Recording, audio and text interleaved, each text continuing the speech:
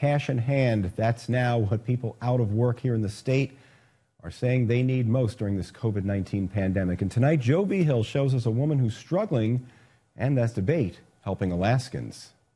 No work, no pay. It's as simple as that. Yes, correct. For Sheila Slade, who makes a living in Anchorage doing eyelashes. Since this virus has hit, the last couple of months has been worrisome. I go to bed with anxiety. I've been having nightmares. I wake up in the morning and I try to be as positive as I can and thinking, how am I going to make this work? Well, Slade and several others inside a medical building on Lake Otis shut their businesses down before that was mandated to protect their clients.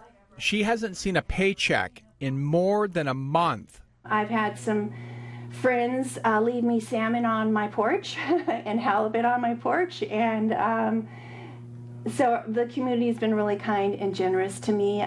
We ran out of toilet paper, so someone brought some by my doorstep, and so it's hard for me to ask for help. It always has been, because I've always, since the age of 13, worked and paid my own way, and at this point in my life, I don't like asking for help, but you know what? I'm doing it. I have to. At this time, I have to. Now, the landlord here is allowing late rent payments, and Slade says, same with her home mortgage. She does have a little money for home utilities, but she and her teenage daughter at home have rationed groceries. Do you think there'll come a point that you might just completely run out of money, like $0 in your bank account? Yes. Yes, absolutely. How close are you to that right now, do you think? Pretty darn close. Yeah, it's an embarrassing situation for me because I never saw this coming. Slade says she's encouraged self-employed workers are expected to get unemployment benefits under President Trump's new CARES Act, but it could be weeks before money flows in. Slade says many others in her industry need local help right now. We need to know that we're going to get some kind of check coming in.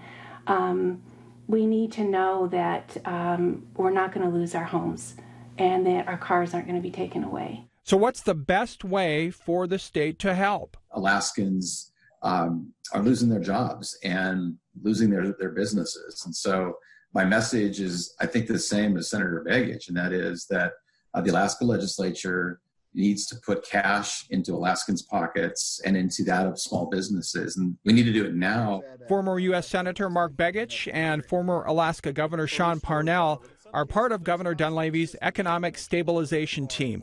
They want to see several stimulus payments to Alaskans spread out over several months. We have a developing crisis with an unknown end date, and we have finite reserves as a state.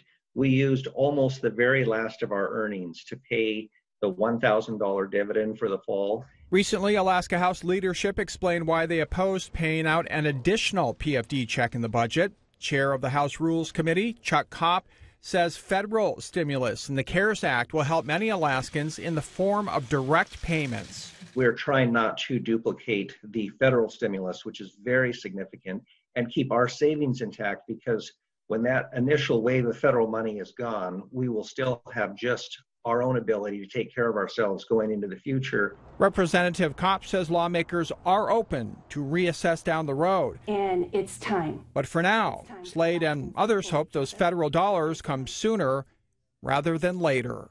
Joe Vigil, KTVA 11 News. A lot of Alaskans hurting right now.